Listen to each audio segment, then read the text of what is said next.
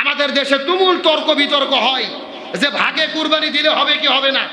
একদল বলতেছে ভাগে কুরবানি জায়েজ নাই, আর একদল বলতেছে জায়েজ আছে। আমার দিকে লক্ষ্য করেন, ভাগে কুরবানি দেওয়া অবশ্যই জায়েজ আছে। হাদিস থেকে প্রমাণ পাওয়া যায়, হযরত জাবির বিন আব্দুল্লাহ রাদিয়াল্লাহু তাআলা বলেন, খারাজনা মা রাসূলুল্লাহি সাল্লাল্লাহু আলাইহি ওয়াসাল্লাম ফি সাফরিন, আমরা রাসূলের সঙ্গে একদিন সফরে বের হলাম। কুরবানির সময় হলো, আমরা 7 ভাগে উট কুরবানি দিলাম, 7 ভাগে গরু কুরবানি দিলাম। সুবহানাল্লাহ বলেন। তাহলে রাসূল যদি সাহাবীদেরকে নিয়ে 7 ভাগে কুরবানি দেয়, আমরা 7 ভাগে কুরবানি দিলে হবে কি হবে না? অবশ্যই 7 ভাগে কুরবানি হবে। যেহেতু রাসূল বাধ্য করে দেয়নি, এটা পরিবারের পক্ষে নাকি ব্যক্তির পক্ষে, তবে 7 ভাগে কুরবানি দেন আর 2 ভাগে দেন, ভাগে কুরবানি দেওয়া জায়েজ আছে। তবে ভাগে কুরবানি বাতিল হয়ে যায় 3 কারণে। জোরে বলেন কয় কারণ? 3টে কারণে ভাগে কুরবানি বাতিল হয়ে যায়। তার মধ্যে প্রথম নম্বর কারণ হলো, যদি কোনো নামাজি ব্যক্তি বেয়ানামাজি ব্যক্তির সাথে ভাগে কুরবানি দেয়। জোরে বলেন কি নামাজি? মানে একদল নামাজ পড়ে আর একদল নামাজ পড়ে না। চিৎকার করে বলেন তো, আগে নামাজ না আগে কুরবানি? একেবারে সোজা কথা, যে নামাজ পড়ে না এর জন্য কোনো কুরবানি নাই, ওটা শুধু গোশত খাওয়া হবে, কোনো কাজ হবে না। এ ভালো করে বোঝেন। আল্লাহর কোরআন সূরা কাউসার 2 নম্বর আয়াত, ফাসাল্লি লিরাব্বিকা ওয়ানহার, তোমরা আল্লাহর জন্য নামাজ পড়ো, আল্লাহর জন্য কুরবানি করো। চিৎকার করে বলেন, আগে কুরবানির কথা না আগে নামাজের কথা? আল্লাহর কোরআন সূরা নাম 162 নম্বর আয়াতে বলেন, কুল ইন্না সলাতি ওয়া নুসুকি ওয়া মাহইয়ায়া ওয়া মামাতি লিল্লাহি রাব্বিল আলামিন। হে রাসূল, আপনি বলেন, আমার নামাজ, আমার কুরবানি, আমার জীবন, আমার মরণ সবকিছু কার জন্য? লিল্লাহি রাব্বিল আলামিন। তাহলে চিৎকার করে বলেন, এখানেও আগে নামাজের কথা না আগে কুরবানির কথা? সারা বছর নামাজের খোঁজ নাই, আর কুরবানির দিনে ওরাই 2 লাখ টাকার গরু কুরবানি দেয়। কথা কন না কা? তাহলে ভাগে যদি কুরবানি দেন, বেয়ানামাজির সাথে ভাগে কুরবানি দিলে কুরবানি কবুল হবে না। এখন এই ওয়াজ করে আমি একবার পড়ছি বিপদে, ওয়াজ করছি বেয়ানামাজির সাথে ভাগে কুরবানি হবে না। পরে যেয়ে দেখি এলাকার গ্রামের মধ্যে 2 গ্রুপ, যারা নামাজ পড়ে আর এক গ্রুপ, আর যারা যারা নামাজ পড়ে না বেয়ানামাজি ওরা আর এক গ্রুপ। মানে বলতেছে, হুজুর যারা যারা বেয়ানামাজি ওরা মিলে কুরবানি দিচ্ছে, আর যারা যারা নামাজি এরা মিলে ভাগে কুরবানি দিচ্ছে। পরে দেখা যাচ্ছে নামাজির চাইতে বেয়ানামাজেরই দল বেশি। কথা কর না কা? তাহলে আসেন সমাধান কি ভালো করে বোঝেন। অবশ্যই কুরবানি করবেন, যেহেতু আপনি নিয়ত করেছেন কুরবানি করবেন, তবে কুরবানি দেওয়ার আগে আপনাদেরকে নামাজ পড়া শুরু করতে হবে। আজ থেকে নামাজ পড়া শুরু করেন, তারপরে 10 তারিখে যে কুরবানি করেন। নামাজও লাগবে, কুরবানিও লাগবে, তখন এই ইবাদতকে কবুল করবে কে? তাহলে 3 কারণে ভাগে কুরবানি বাতিল। 1 নম্বর, বেয়ানামাজির সাথে কুরবানি দিলে। 2 নম্বর হলো, যদি কোনো সুদখোর, ঘুষখোর, হারাম উপার্জন করে এদের সাথে ভাগে কুরবানি দেন। আপনার টাকা হালাল, কিন্তু সুদখোরের সাথে ভাগে কুরবানি দিয়েছেন, কবুল হবে? ভালো করে বোঝেন। 7 জনে কুরবানি, 6 জনের টাকা হালাল, আর একজন যদি সুদখোর হয়, ওই একজনের কারণে পুরো কুরবানি বাতিল হবে। 1টা টাকাও যদি হারাম ঢোকে, হারাম টাকার কুরবানি কবুল হবে না। আর 3 নম্বর হলো, নিয়ত সহি থাকা লাগবে। আপনাদের নিয়ত আল্লাহর জন্য কুরবানি করবেন, তবে কারো নিয়ত যদি থাকে গোশত খাওয়ার জন্য কুরবানি দেব, ওই একজনের নিয়ত ভেজাল হওয়ার কারণে পুরো কুরবানি কি হবে? এই জন্য আমি বলতে চাই, ভাগে কুরবানি দেন, তবে সর্বপ্রথম নামাজি হবেন সবাই, তারপরে সবাই হালাল উপার্জনের টাকা এক জায়গাতে করবেন, নিয়ত সহি করবেন, তারপরে কুরবানি করলে কুরবানি কে কবুল করবেন? আর চিৎকার করে বলেন, আমরা কুরবানি করব একমাত্র কার জন্য? আমার প্রিয় বন্ধুগণ, মুসলমান ভাইরা, গভীর মনোযোগ লক্ষ্য করুন। একমাত্র আল্লাহর জন্য কুরবানি করব। একটা কথা আপনাদের মেসেজ আজকের আলোচনাটা শেষ করে দিতে চাই।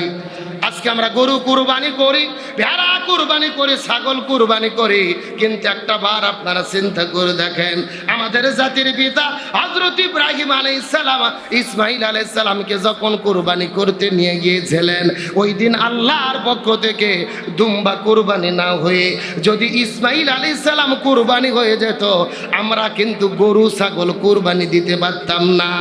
আমাদেরকেও আল্লাহর সন্তুষ্টির জন্য আমাদের প্রিয় সন্তানকে কুরবানি দেওয়া লাগতো। এই জন্য যদি আপনি কুরবানি দেন গরু, কিন্তু আপনার অনুভূতি থাকতে হবে। আজকে যদি আল্লাহ তাআলা আমাকে হুকুম দিতেন আমার সন্তানটাকেও কুরবানি করা লাগতো, হযরত ইব্রাহিম আলাইহিস সালাম আল্লাহ যখন হুকুম করলেন, এই ইব্রাহিম তুমি তোমার প্রিয় বস্তুটাকে কুরবানি করে দাও, 1 নয় 2 নয় 3 দিন রাতের বেলা 100টা করে উট কুরবানি দিল, দুম্বা কুরবানি দিল। আল্লাহ তাআলা কবুল করে নাই।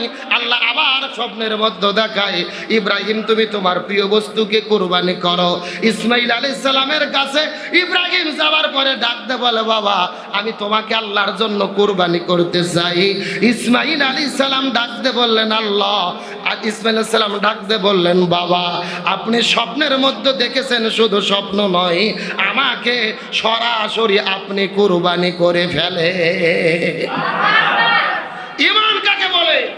বাবা বলেছে আমি স্বপ্নে দেখেছি কুরবানি করব, আর সন্তান বলতেছে শুধু স্বপ্নে না, ডাইরেক্ট কুরবানি করে। আচ্ছা বাইরে কথা বলতেছে কারা? না না 5টা মিনিট কোনো কথা হবে না। আরে ছেলেবেলে তোমরা তো ভুলকে ভুলকি করতেছো কি জন্য? 5টা মিনিট চুপচাপ বসো, বাইরে কোনো কথা হবে। আমার বন্ধুগণ মুসলমান ভাইরা গভীর মনোযোগ লক্ষ্য করেন। হযরত ইব্রাহিম আলাইহিস সালাম আস্তে করে বাড়ির মধ্যে যাওয়ার পরে ডাকতে বলে, বিবি এ হাজেরা তুমি সন্তানটাকে সুন্দর করে সাজুগুজু করে দাও, আমি সন্তানটাকে নিয়ে আত্মীয়র বাড়িতে বেড়ানোর জন্য যেতে চাই। হাজেরা আলাইহিস সালাম ইসমাইল আলাইহিস সালামকে সুন্দর করে সাজুগুজু করে দিয়ে আস্তে করে যখন বাবার হাতের মধ্যে তুলে দিলেন, হযরত ইব্রাহিম আলাইহিস সালাম তার সন্তানটাকে সাজুগুজু করে নিয়ে বাড়ি থেকে বের হয়ে ওই মিনা পাহাড়ের দিকে যখন রওনা করলেন, শয়তান মানুষের ভেষ ধরে আসার পরে পিছন দিক থেকে ডাকতে বলে, ইসমাইল তুমি কি জানো তোমার বাবা আজকে তোমাকে কুরবানি করবে, জবে করে ফেলবে। ইসমাইল আলাইহিস সালাম ডাকতে বলেন, কোন বাবা কি তার সন্তানটাকে জবে করতে পারে নাকি? শয়তান ডাকতে বলে, ইসমাইল রে আল্লাহ তাআলা হুকুম করেছে, আল্লাহর হুকুমে তোমার বাবা তোমাকে কুরবানি করতে চায়। এই কথা শোনার পরে ইসমাইল আলাইহিস সালাম ডাকতে বলে, শয়তানের বাচ্চা ভালোভাবে তুমি জেনে নাও, আল্লাহ যদি হুকুম করে আল্লাহর জন্য একবার নয়, আমি ইসমাইল আল্লাহর জন্য হাজারো বার কুরবানি হতে চায়। শয়তান ইসমাইল আলাইহিস সালামকে কুমন্ত্রণা দিতে পারলেন না। ওই জায়গার মধ্যে ইসমাইল আলাইহিস সালাম তার গালের মধ্যে একটা ঢিল নিক্ষেপ করলেন। ওই পাথর খাওয়ার পরে শয়তান চলে গেলেন ইসমাইল আলাইহিস সালামের মায়ের কাছে। হাজেরা আলাইহিস সালামের কাছে যাওয়ার পরে ডাকতে বলে, মা তুমি তোমার আদরের সন্তানটাকে কেন তোমার জাল্লাদ স্বামীর হাতের মধ্যে উঠাইয়া দিলা? তোমার স্বামী তোমার সন্তানটাকে জবে করে দুনিয়া থেকে বিদায় করে দেবে।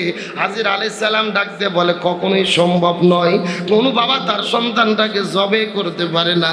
শয়তান ডাকতে বলে, হাজেরা রে তোমার সন্তানটাকে এই দুনিয়া থেকে জবে করে কুরবানি করা হবে, তার কারণ আল্লাহ তাআলা হুকুম করেছে।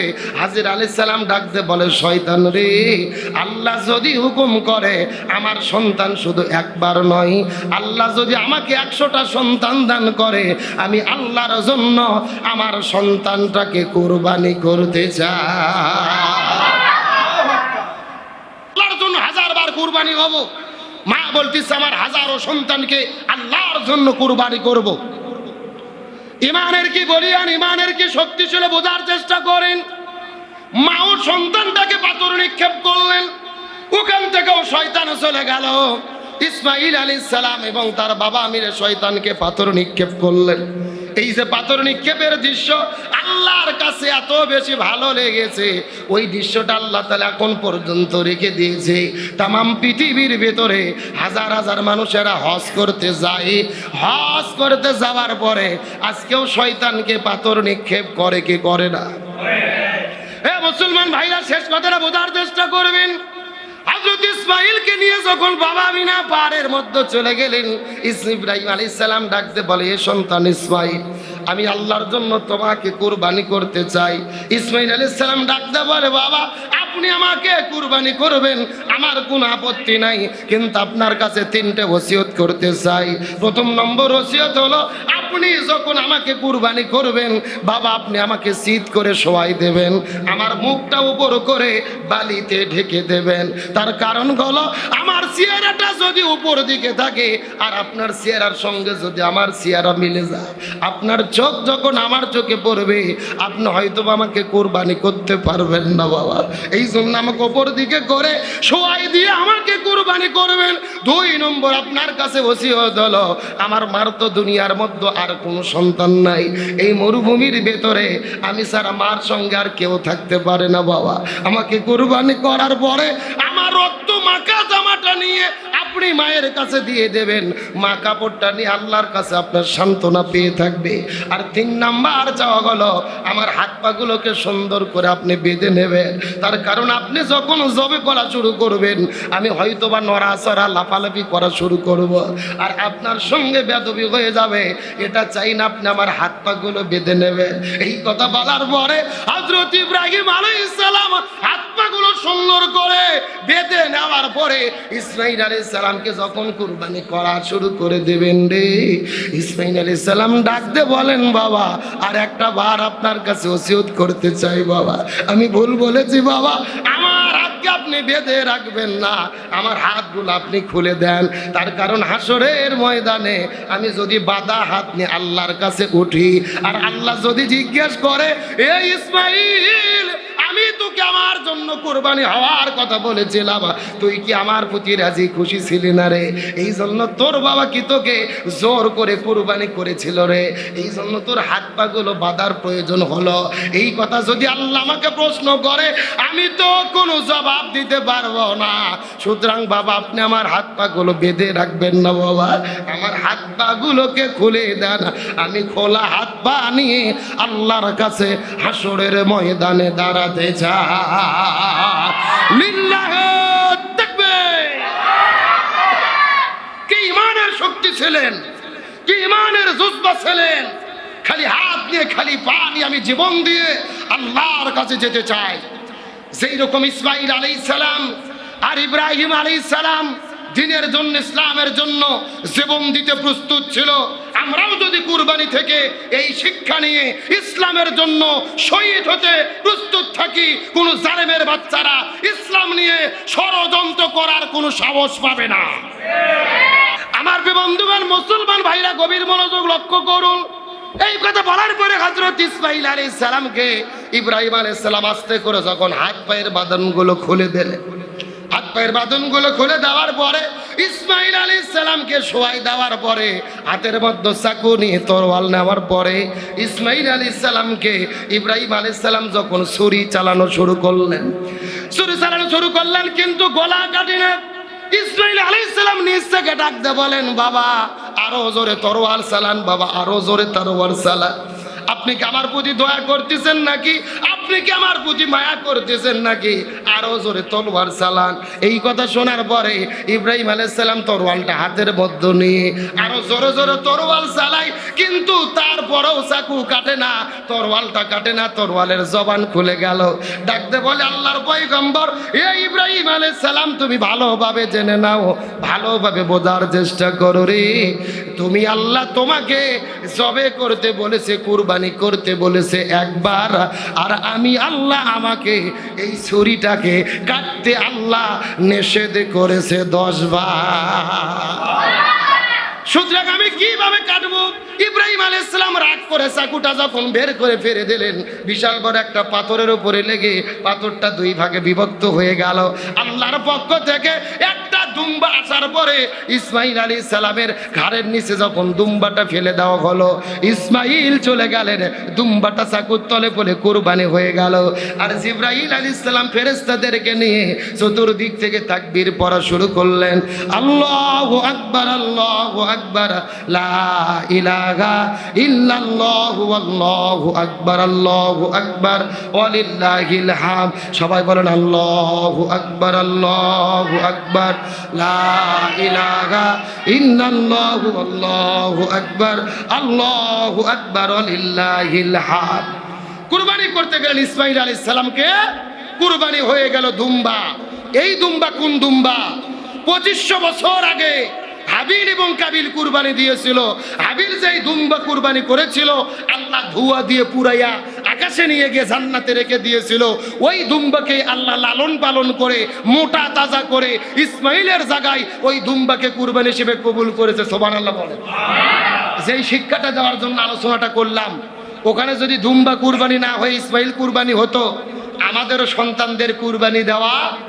সুতরাং গরুকে কুরবানি দেবেন, গরুকে কুরবানি করতে গিয়ে লাত্তি মারেন না, সেলফি তোলা নিয়ে ব্যস্ত হয়েন না, চামড়া নিয়ে টানাটানি করেন না, অনুভূতি ভেতরে রাখেন। এই গরু তো সাধারণ গরু না, আমার সন্তানের পরিবর্তে কুরবানি করতেছি। সুতরাং ওই কুরবানির পশুর প্রতি দয়া মায়া মহব্বত থাকার দরকার আছে না নাই? আমরা এমনও কুরবানি দাতা, হাটত গরু কেনার পর থেকে সেলফি উঠানো শুরু হয়। যেই যে আমাদের 2 লাখ টাকার কুরবানি, বাড়িতে এসে কুরবানি। আবার কিছু কিছু লোক আছে 2 লাখ টাকার কুরবানি পুরো এলাকা গলার মধ্যে ফিতেতে ঘুরোচ্ছে, যে আমরা এটাকে কুরবানি দিচ্ছি। এটাকে আল্লাহর জন্য না লোক দেখানোর জন্য? খুব সাবধান। আবার গরু জবে করে সেলফি তুলে মানুষকে দেখাচ্ছেন না। পশু কুরবানি দিচ্ছেন তো অনুভূতি থাকতে হবে। আমার সন্তান কুরবানি হতো, আল্লাহ কৃপা করেছে, রহম করেছে, এই অনুভূতি নিয়ে কুরবানি। আর একটা গুরুত্বপূর্ণ ইবাদত এই 10ই জিলহজে আমরা সেই 9ই জিলহজ ফজর থেকে 13ই জিলহজ আসর পর্যন্ত এই তাকবীরে তাশরিক যেটা আমরা পাঠ করলাম, এটা আমাদের পাঠ করতে হবে। এই স্পেশাল 10টা আমল যদি এই জিলহজ মাসের প্রথম 10 দিন আমরা করতে পারি, আল্লাহর কাছে সবচাইতে প্রিয়। সুবহানাল্লাহ বলবেন না?